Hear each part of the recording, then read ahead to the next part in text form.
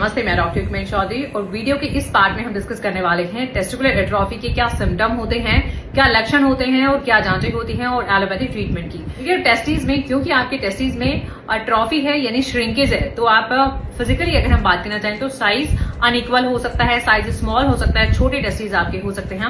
और अगर ये इस बात पे भी डिपेंड करेगा कि आपको किस वजह से जो है टेस्टिस एट्रोफी हुई है, यानी किस वजह से आपके टेस्टिस का साइज कम हुआ है, ये इस बात पे डिपेंड कर सकता है। अगर आपको इन्फेक्शन की वजह से ऐसा है तो वहां पे रेडनेस हो सकती है, वहां पे स्वेलिंग इन्फ्लामेशन हो सकती है और आपको लगातार पेन और फीवर बुखार भी हो सकता है। वेरिकोसील की वजह से ऐसा है तो आपको नसों की दिक्कतें हो सकती हैं, वहां पे नसें फूली हुई हो सकती हैं और साथ में आपको साइज में अगेन एक डिफरेंस हो सकता है। बात करें अगर हम यहाँ पे बात करें कुछ डिजीज की वजह से है, जैसे आपको मम्स की वजह से है या फिर HIV की वजह से है, यानी किस बीमारी की वजह से है, उस बीमारी के सिम्टम भी हो सकते हैं। और अगर हम बात करें बिफोर प्यूबर्टी से पहले अगर आपको टेस्टिस का एट्रोफी हो गया है तो आपके फेशियल हेयर कम हो जाएंगे, आपके प्यूबिक हेयर भी कम हो सकते हैं और आपकी फिनाइल पार्ट का ग्रोथ ज्यादा हो सकता है।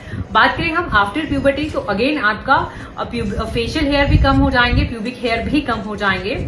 और अगर हम बात करना चाहें आपके इंपॉर्टेंट इनफर्टिलिटी के केस भी देखे जा सकते हैं, तो ये सिम्टम डेवलप हो सकते हैं। आपका पूरा फिजिकल एग्जामिनेशन आपके अल्ट्रासाउंड स्कैन हो सकते हैं, वहां का स्ट्रक्चर और ब्लड फ्लो चेक करने के लिए कुछ ब्लड टेस्ट हो सकते हैं, इन्फेक्शन को रूल आउट करने के लिए, और कुछ स्वैब टेस्ट हो सकते हैं, STD सेक्सुअली ट्रांसमिटेड डिजीज को रूल आउट करने के लिए वहां के स्वैब टेस्ट हो सकते हैं।